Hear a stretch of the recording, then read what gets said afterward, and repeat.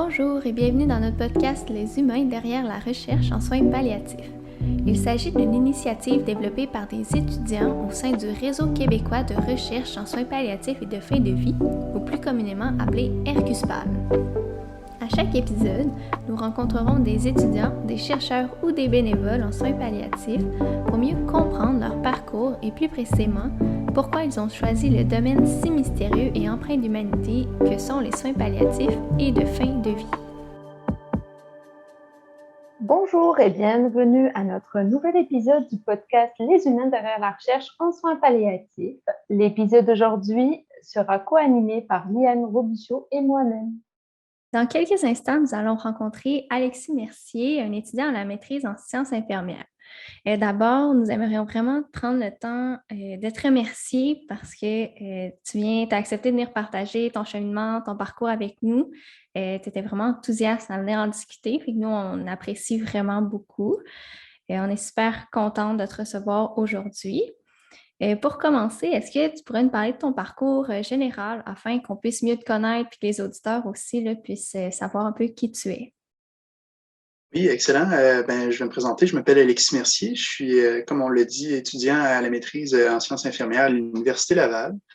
Puis je travaille présentement là, sur un projet de recherche qui porte sur l'expérience des parents qui reçoivent un diagnostic anténatal à pronostic réservé pour leur enfant, donc qui va avoir une espérance de vie très courte et qui va finalement se suivre avec finalement un deuil périnatal. Donc, c'est sur quoi je m'intéresse dans le cadre de ma recherche.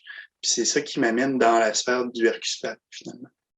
Parfait. Puis, est-ce qu'il y a, mettons, je ne sais pas, moi aussi je travaille sur le deuil, mais bon, le deuil des adolescentes, le deuil périnatal, mais j'aimerais savoir, est-ce que quelque chose de particulier t'a amené vers ce sujet ou c'était naturel dans le cadre d'un stage ou... Ce qui m'a amené à travailler sur ce sujet-là, finalement, c'est plusieurs choses. Je pense, par exemple, à des stages que j'avais faits initialement au baccalauréat pour être infirmier. On avait un stage en périnatalité, un stage qui était extrêmement enrichissant, puis dans lequel j'ai trouvé beaucoup de plaisir à discuter avec les parents. Là, on parle des mères également, mais des pères aussi. C'est quelque chose que j'ai pu faire et que j'ai trouvé très particulier. Le contact d'un soignant masculin avec les pères, des fois, était plus facile ou plus naturel, si je peux dire ça comme ça. C'est là que j'ai vu justement je trouvais l'intérêt là, de travailler avec les familles comme ça, qui accueillent un nouvel enfant. Donc, ça, c'était une première étape dans ce cheminement-là. Puis ensuite, j'ai travaillé avec un professeur qui est bioéthicien, Vincent Couture, à l'Université Laval, qui est présentement mon directeur de maîtrise et qui s'intéresse à la santé des familles, à la santé des populations. Donc, je me suis dirigé dans son équipe de recherche pour finalement aboutir où est-ce que j'en suis aujourd'hui, en m'incrustant dans un de ses projets de recherche qui porte sur le sujet que j'aborde, mais en termes plus larges, là, finalement. Puis c'est intéressant d'entendre qu'un soignant masculin, comme le contact a été facile, puis c'est comme, en t'écoutant, j'ai comme une impression que c'est une tendance ou c'est peut-être une tendance naturelle que tu as aussi d'offrir ce soutien ou cet accompagnement. Est-ce que tu penses que tu as ça naturellement? Je pense que j'ai un contact assez facile avec les gens de manière naturelle, de manière générale. Ça, c'est vraiment avec tout le monde. Mais j'avais trouvé ça intéressant de voir que j'avais des collègues qui connectaient peut-être d'emblée moins avec les pères. Là, je parle de collègues féminines. Puis c'est là que j'avais trouvé un petit peu ma niche, là, si on veut. Je trouvais que j'avais comme une facilité d'approche peut-être plus naturelle avec ces pères-là. Puis, je sais pas, ça m'a comme branché. Je me suis dit, il y a quelque chose à faire avec ça peut-être.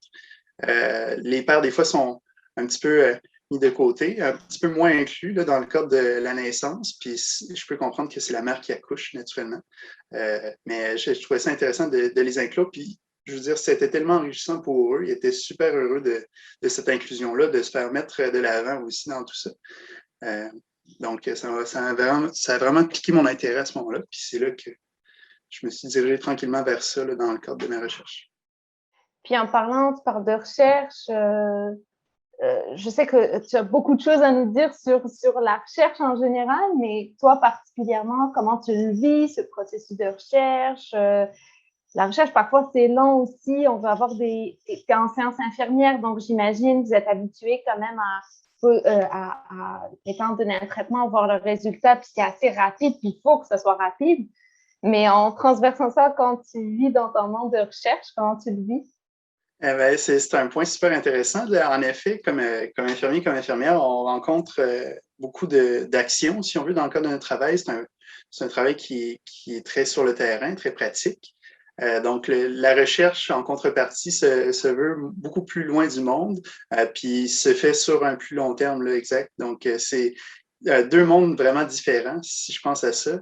Je le vis bien. Je pense que ça amène un certain équilibre là, à ma pratique comme infirmier. Je trouve que ça vient changer la perspective, puis ça travaille, j'allais dire, la patience, dans le sens où il en faut également sur le terrain. Puis c'est quelque chose qu'on affine vraiment là, dans le cadre de la recherche, où est-ce qu'on a un processus qui s'étale sur plusieurs mois.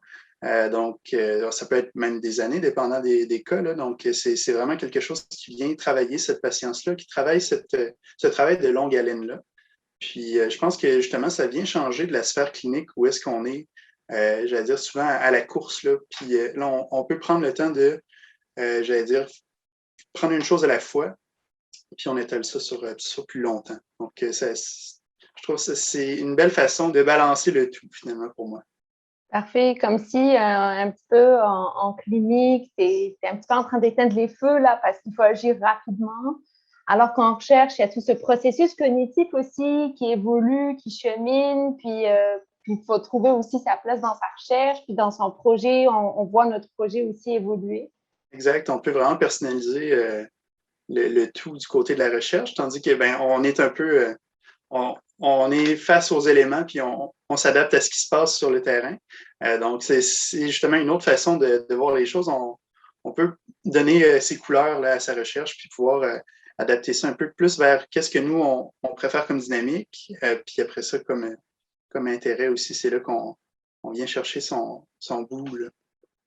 Est-ce que tu as rencontré des défis par rapport à quand tu es entré dans la sphère de la recherche, vu que c'est assez différent de la clinique? Est-ce qu'il y a des choses qui t'ont surpris?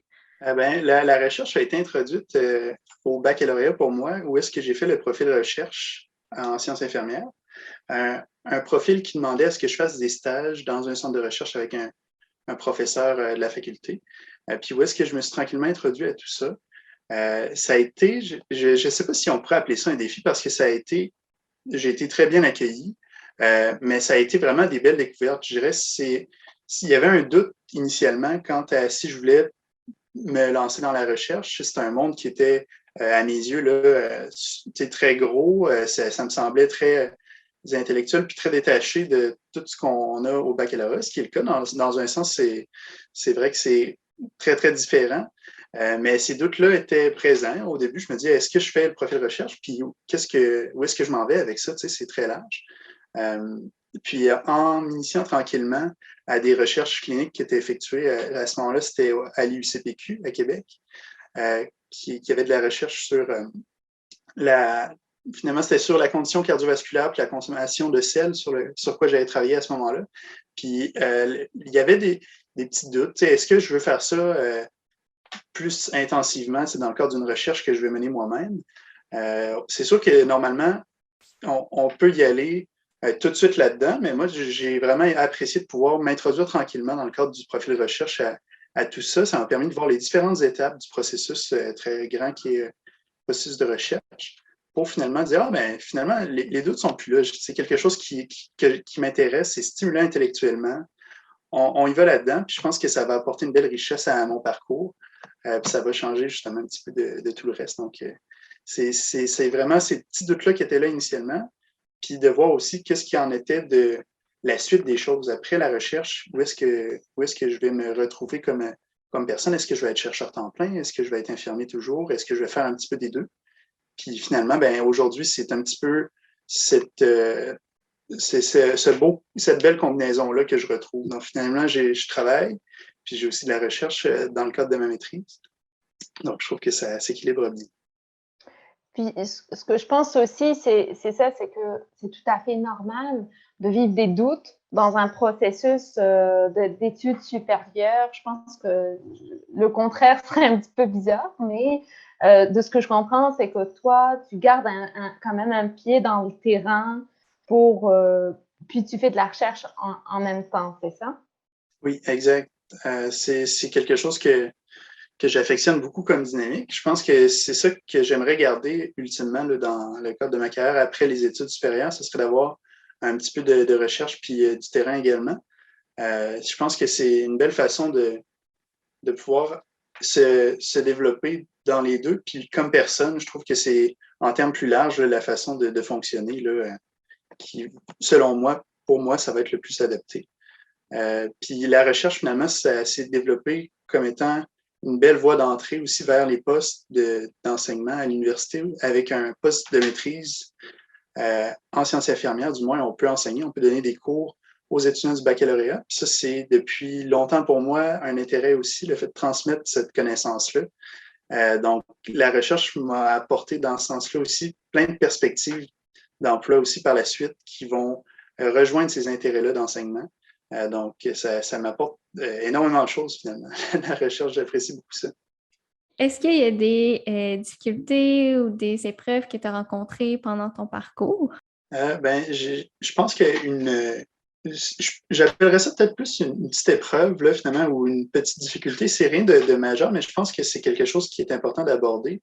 C'est que dans mon parcours, je dirais tout au long, là, au cégep et au baccalauréat, j'ai été un étudiant qui était dans la moyenne, puis c'est quelque chose qui parfois pourrait, aux yeux de certains, je vais dire, mettre en péril leur perspective d'avenir. Puis je pense que faut vraiment pas s'arrêter à ça. Comme quoi, des fois, on aimerait savoir des A partout, des A plus partout. Puis c'est des fois générateur d'anxiété beaucoup chez les étudiants. Des fois, les gens, ils viennent, ça mine leur estime, puis finalement, ils viennent à être moins performants au final de par ce fait-là, qui sont stressés, tout ça. Mais je pense que des étudiants moyens qui sont dans la moyenne, puis ça va très bien, mais on n'est pas les premiers de classe. Là. Il y a moyen de faire quelque chose avec ça, puis j'en suis la preuve. Je pense qu'on peut poursuivre vers les études supérieures tout en ayant un parcours académique qui est correct, mais qui ne sera pas dans les premiers de classe. Puis je pense aussi qu'on peut se développer dans la recherche également dans tout ça. Des fois, les gens ils disent la recherche, c'est toutes des personnes extrêmement brillantes. Ça demande un intérêt certain. Ça demande cette curiosité-là, puis le fait de pouvoir avancer, puis pas avoir peur d'apprendre.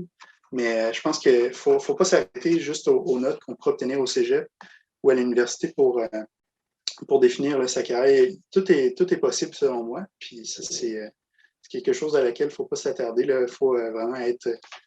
Faut entreprendre tout ça. Il faut prendre son futur en main.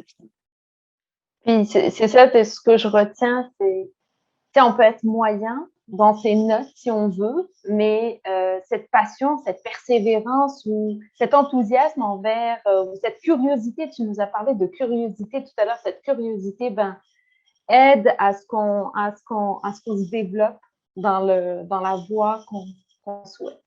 Puis de ce qu'on voit, c'est que tu es passionné par plusieurs. Bon, l'intervention, si on veut, donne un sens aussi à la recherche qu'on fait parfois, parce que la recherche, on a dit, c'est long, mais quand on fait de l'intervention en même temps, c'est comme si ça fait plus de sens, tout ce que je fais dans mon petit cocon de recherche. Puis, en t'écoutant aussi de donner, ou tu as prononcé le mot donner le savoir, ou comme transmettre le savoir, on dirait que c'est quelque chose qui t'intéresse aussi.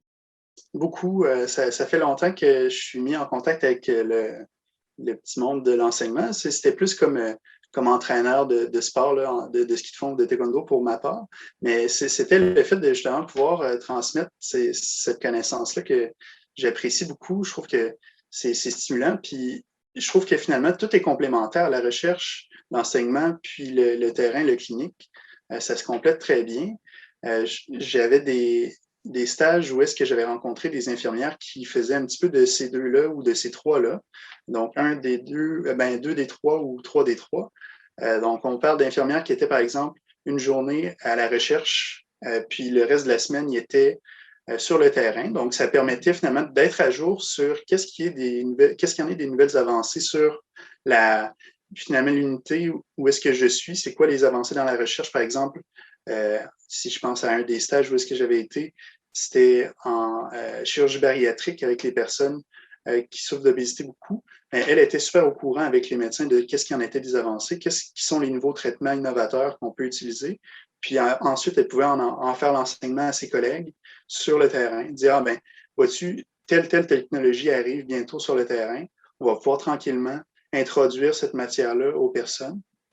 Puis je trouvais que c'était une belle combinaison des trois. D'ailleurs, en chirurgie bariatrique, il y avait beaucoup d'enseignements dans le cadre de la chirurgie, où est-ce qu'on rencontre les personnes, on leur explique les procédures qui vont être faites avec eux.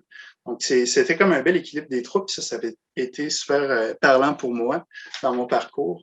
Donc, je trouve que ces trois sphères-là d'enseignement, de recherche puis de terrain, ça se complète très bien. Puis j'ai des intérêts qui sont naturellement, je veux dire, en général, très, très larges. C'est très varié. Ça peut être un problème parfois, mais pour moi, je trouve qu'il y a moyen de venir combiner ces intérêts-là pour avoir un super belle salade de fruits. Là, puis tu utilises le mot problème. Pourquoi tu penses que ça peut être un problème parfois d'avoir tous ces intérêts de recherche ou tous ces intérêts en même temps? Oui, j'ai commencé très vite à m'introduire. Je n'ai pas parlé de mon parcours avant l'université. J'avais fait sciences de la nature, voulant me laisser les portes très larges parce que c'était, selon moi, une option pour aller vers beaucoup de choses. J'avais encore plein d'idées en tête sur ce que je voulais faire dans la vie. Puis les deux choix, finalement, qui se sont dessinés comme étant les plus intéressants pour moi avant de rentrer à l'université, c'est donc de devenir prof de sciences au secondaire ou encore infirmier. Puis là, c'était comme un choix déchirant pour moi pour finalement me rendre compte qu'il y avait place à beaucoup d'enseignements en sciences infirmières. Fait que c'est là que j'ai fait cette décision-là. Mais ici encore, les sciences infirmières sont très larges. Il y a beaucoup de clientèle qu'on peut rencontrer, beaucoup de milieux dans lesquels on peut travailler, puis sur différents départements, touchant différents systèmes de la santé là, fragmentés. Donc, c'est un gros choix ici encore. On dirait que je voudrais tout faire parfois, mais il faut choisir, puis c'est normal, puis c'est correct aussi comme ça. Mais c'est pour dire comme quoi ces intérêts variés-là, parfois, nuisent à ma vision moyen-long terme de ma carrière. Mais tranquillement, pas vite, ça se dessine. Puis je pense que je commence à trouver vraiment là où est-ce que je me situe pour la suite. Donc, ça s'est dessiné tranquillement, pas vite. Ça a pris son temps, je trouve. Puis le fait d'avoir plein d'intérêts, ça a peut-être ralenti le processus de décision, mais on y est là. Puis, par curiosité, qu'est-ce qui a fait que tu as penché davantage vers les sciences infirmières? Tu disais que tu hésitais entre les deux. Tu sais, quelqu'un qui, au point de son cheminement, est là, puis il y a deux passions et deux choses. Oui, c'est une décision très importante, c'est sûr. Le fait de choisir une carrière, c'est quelque chose qui est pas une décision qu'on fait sur un coup de tête. Je pense que l'important dans le cadre d'une décision pour choisir un profil ou vraiment un programme universitaire, où est-ce qu'on veut aller, ou encore ça peut être au collégial également, là, ce serait vraiment, selon moi, de savoir qu'est-ce qui nous intéresse. Puis une fois qu'on a trouvé un peu qu'est-ce qui nous intéresse en termes plus larges, là, je parle, c'est de voir qu'est-ce qu'on souhaite faire là, à plus long terme. Il faut évaluer, selon moi, à court, moyen et long terme, quelles sont les perspectives d'emploi, c'est quoi les avantages et désavantages de chacun. Si je pense à ma situation où est-ce qu'il y avait l'enseignement puis il y avait les sciences infirmières, j'aimais les deux parce qu'il y avait place à beaucoup de mes intérêts. L'enseignement était déjà présent dans ces intérêts-là. Puis ensuite, tout ce qui était résolution de problèmes, puis j'allais dire terrain actif, on le retrouvait un petit peu plus en sciences infirmières. Finalement, ce qui m'a fait pencher, ça a été vraiment la variété des options qui se retrouvaient pour moi en sciences infirmières. Comme enseignant au secondaire, il y a beaucoup de choses qu'on touche évidemment, puis il faut apprendre beaucoup de choses pour pouvoir les retransmettre par la suite, ce que je trouvais intéressant. Mais je pense que c'était ensuite là où est-ce que je pouvais travailler, c'était l'horaire aussi qui pouvait être différent, c'était la clientèle qui pouvait être très variée en sciences infirmières. Je pense que c'était justement toute la multitude de choses qu'on pouvait faire différentes en sciences infirmières qui m'ont tranquillement orienté vers ce choix-là. Parce que je me suis dit, s'il y a quelque chose que je n'aime pas, je peux le changer. Donc, pour une décision comme ça, je pense justement qu'il faut évaluer, il faut savoir cibler un petit peu qu'est-ce qui nous parle le plus, c'est quoi l'élément là, qui nous fait décider tranquillement vers une décision plus qu'une autre. C'est quoi qui va vraiment peser dans la balance? Puis ça peut être de différentes natures comme motif là, pour s'orienter vers un ou vers l'autre pour les personnes. Des fois, il y en a que ça va être justement l'horaire, il y en a que ça va être plus comment est-ce que ça se déroule puis la dynamique. Fait qu'il faut savoir qu'est-ce qu'on aime nous ou au contraire, qu'est-ce qu'on n'aime pas. C'est une grosse décision, évidemment, mais je pense qu'on peut tranquillement faire ça. Puis il faut savoir ultimement que c'est une décision, là, la carrière ou le profil ou le programme qu'on fait, que c'est quelque chose qu'on peut changer. C'est quelque chose qui se change. C'est pas parce qu'on va vers un programme au cégep ou à l'université que c'est une finalité. Puis on peut toujours s'orienter vers d'autres sphères, que ce soit vraiment dans le domaine où est-ce qu'on se situe ou encore quelque chose de tout autre. Je pense que c'est quelque chose d'important. J'étais toujours pas certain en rentrant comme dans le programme en sciences infirmières où est-ce que j'irais, mais justement, il y avait des options, puis on choisit tranquillement pas vite dans tout ça. Fait qu'il y a beaucoup d'options, ça c'est dans tous les domaines selon moi, donc il ne faut pas hésiter à s'actualiser finalement fréquemment pour voir qu'est-ce qui nous parle plus puis qu'est-ce qui nous parle moins pour s'orienter vers ce qui nous branche. Là. Puis encore là, j'ai envie de dire, même dans le domaine d'études qu'on choisit, là encore, il y a est-ce que je veux m'orienter plus en clinique ou plus en recherche ou est-ce qu'on fait un mix des deux? On voit bien ton exemple. Tu as commencé, en fait, à ta dernière année de baccalauréat, tu as commencé à toucher à des stages, tu as commencé à découvrir comme le domaine de la recherche tranquillement, pas vite. Puis finalement, je pense que ça t'a aidé dans ton choix de oui, je veux faire de la recherche, je ne veux pas quitter complètement la clinique, mais je veux continuer la recherche. Absolument. Je pense que ça, c'est un élément super important, c'est d'être curieux. Je pense que c'est la chose qui m'a le plus aidé dans mon parcours jusqu'à date, c'est d'être curieux, puis c'est d'aller chercher, d'aller voir qu'est-ce qu'on connaît moins, qu'est-ce qu'on pourrait découvrir dans ses intérêts, finalement. La recherche, c'est quelque chose qui n'était pas vite comme ça, là, la chose vers laquelle je m'enlignais quand je suis rentré en sciences infirmières. Il y a des amis qui faisaient le profil recherche quand j'étais au baccalauréat, puis on m'en a parlé brièvement. J'ai dit, ah, mais crime, c'est intéressant, ça implique quoi, finalement? Puis c'était quelques cours qui introduisaient tranquillement à ça. J'ai dit, ben, pourquoi pas, finalement, on va voir qu'est-ce qu'il y en est. Il y avait juste un cours dans le parcours général en sciences infirmières de recherche. Donc, je trouvais que c'était peu, puis je ne l'avais pas encore fait, ce cours-là non plus. Donc, je me suis dit, on va y aller vraiment vers ça. Ça pourrait être super enrichissant, puis de fait, ça a été une vraie révélation pour moi. Là. Donc, je pense qu'il faut être audacieux, il faut être curieux dans tout ça pour voir justement qu'est-ce qui nous intéresse. Des fois, il y a des choses auxquelles on ne s'attend pas, puis qui vont vraiment nous surprendre. Puis, tu parlais tout à l'heure, j'entendais populations différentes, en tout cas en sciences infirmières, à différentes populations. Puis, est-ce que tu as parlé de gériatrie ou peut-être j'ai confondu, mais j'ai cru entendre le mot gériatrie. Est-ce que c'est une population que tu as déjà rencontrée ou La gériatrie, on la rencontre dans le cadre de plusieurs stages. On a une population vieillissante au Québec. On a beaucoup de personnes âgées qui se retrouvent dans les différents milieux de soins. Donc, on y est beaucoup exposé dans le cadre des stages. Puis ça peut être dans presque toutes les unités. Là, mis à part peut-être la périnatalité, on retrouve moins de personnes âgées à ce moment-là. Mais j'ai eu des contacts avec des personnes en soins palliatifs et de fin de vie, dans le cadre, par exemple, d'un stage que j'avais fait tout l'été en foyer pour personnes âgées, où est-ce qu'on avait des personnes qui étaient présentes pour eux. J'étais à ce moment-là étudiant infirmier, donc je n'avais pas toute la place dans les soins palliatifs comme tâche que j'avais personnellement, mais j'ai pu beaucoup être mis en contact avec ces personnes-là, avec des personnes qui travaillaient avec ces personnes-là, donc j'ai pu discuter, converser avec ces intervenants-là, que ce soit des infirmiers ou encore des infirmières auxiliaires, des préposés, avec des médecins et autres professionnels de la santé qui étaient tous présents dans les soins pour ces personnes-là. Donc, ça m'a, ici encore, orienté un petit peu vers ces soins-là qui, parfois, sont difficiles pour la famille, pour les soignants, mais qui ont vraiment une richesse à mes yeux. Les soins de fin de vie, c'est quelque chose qui peut être vraiment enrichissant au niveau je dirais pour tout le monde, finalement. On apporte une fin plus douce, des plus confortables. On essaie d'aller apaiser les souffrances de la personne concernée, naturellement, mais aussi de la famille pour que cette transition-là soit des plus douces puis des plus agréables, là, finalement.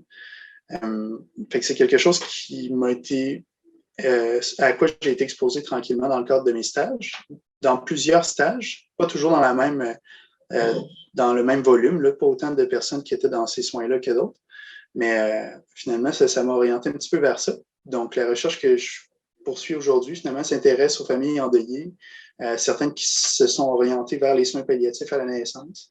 C'est quelque chose qui parfois peut être un peu contre-intuitif, là, le début de la vie et la fin de la vie, mais ayant un petit peu d'expérience dans ces sphères-là, ça m'a tranquillement introduit à ça. Puis je pense qu'aujourd'hui, je me vois plus outillé pour discuter de ça avec les personnes, comprendre leur réalité puis leurs expériences. Puis je pense que c'est très, très intéressant dans ce sens-là aussi.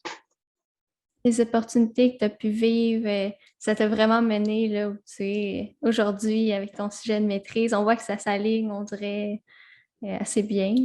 Exactement. C'est plusieurs choses qui finalement m'ont amené où j'en suis aujourd'hui. Là. C'est comme l'alignement des planètes. Là. Donc, c'est super.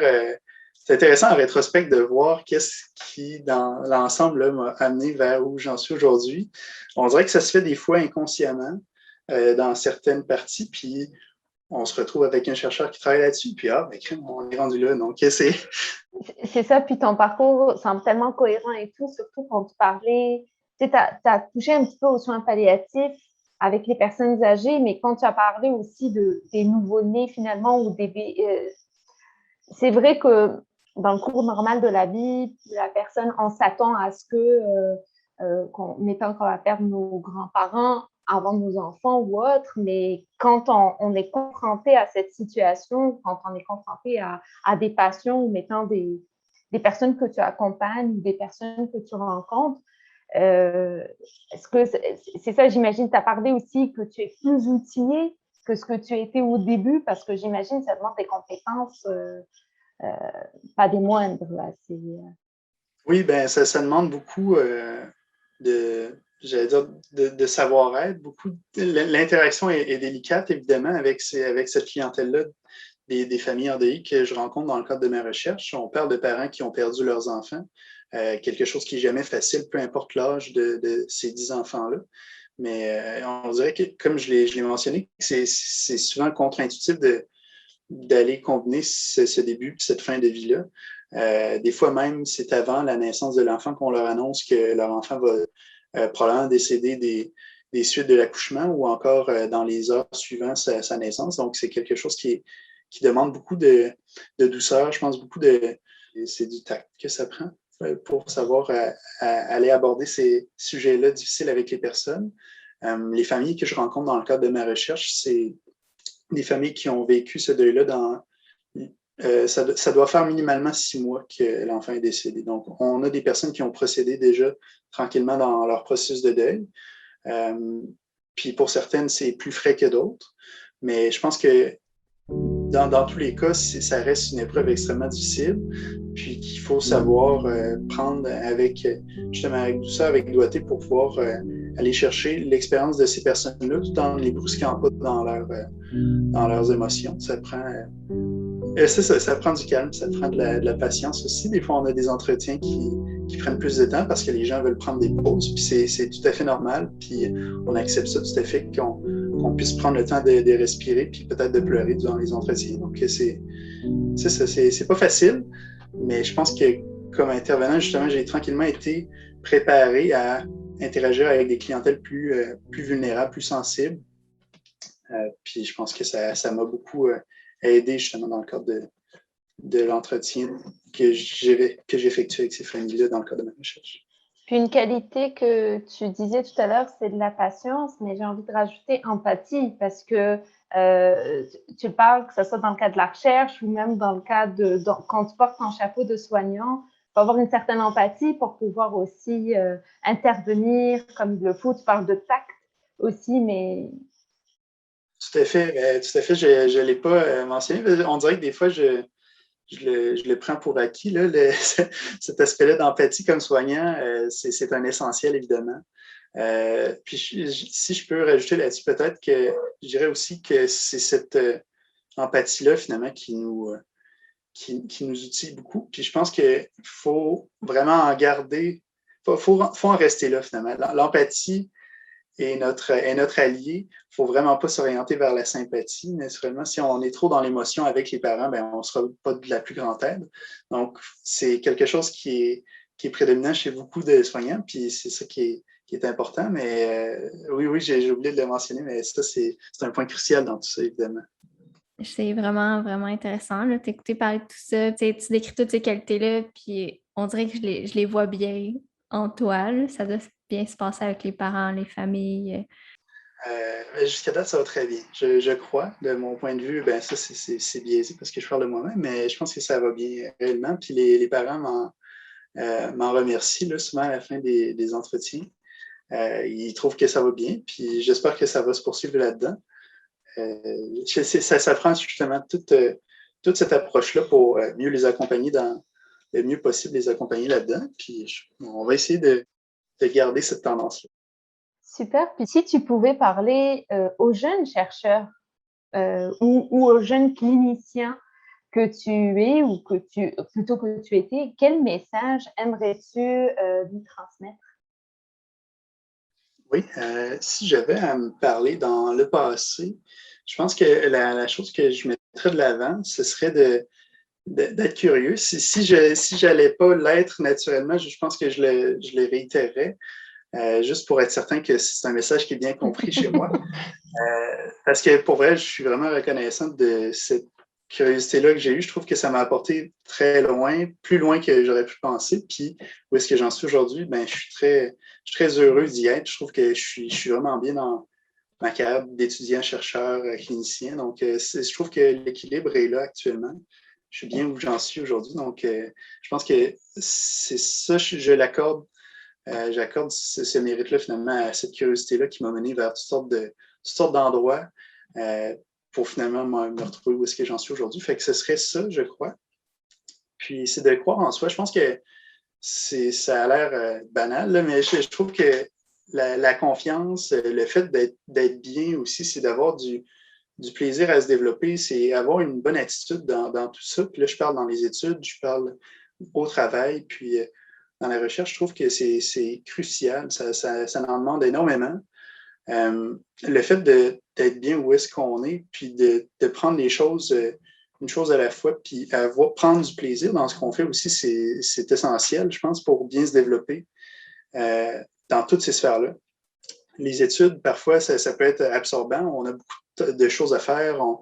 On a beaucoup d'efforts qu'on met dans ces études-là, puis on ne voudrait pas que ce soit bouleversé par des fois des sorties ou peu importe. Mais je pense que le fait de pouvoir se développer comme étudiant prend aussi ces forces-là dans le fait de changer un petit peu d'air de temps en temps, puis se développer ailleurs que juste dans les études, par exemple. Fait que c'est le fait de s'impliquer dans des comités, avoir des passe-temps à l'extérieur de l'école, ça peut être très, très varié. Juste le fait de changer d'air, je pense que ça permet là, de faire toute la différence dans le cheminement qu'on prend.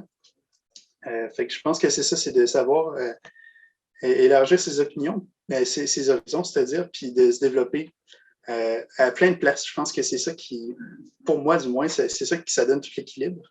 C'est ça qui me permet d'avancer jusqu'à ici, finalement.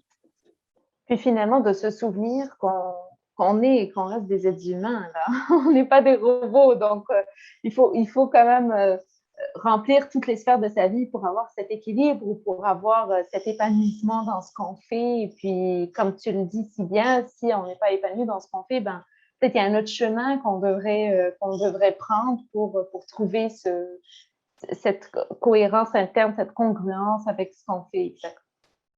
Exactement. La santé, c'est physique, mais c'est aussi mental. Donc, il faut maintenir ces deux santés-là, finalement. C'est vraiment des beaux messages qui terminent bien vraiment cet épisode-là. Je pense que les gens vont apprécier ces petits rappels-là qui sont, des fois, on a tendance à les oublier, mais de se faire rappeler, de les remettre de l'avant, je pense que c'est vraiment important. Et je te remercie d'être venu discuter avec nous, d'avoir pris le temps aujourd'hui là, de nous parler de ton parcours, de la clinique, de la recherche, des choix que tu as faits. C'était super intéressant. Puis on retiendra ton mot « Soyez curieux » et on vous souhaite une bonne journée. Merci beaucoup. Merci.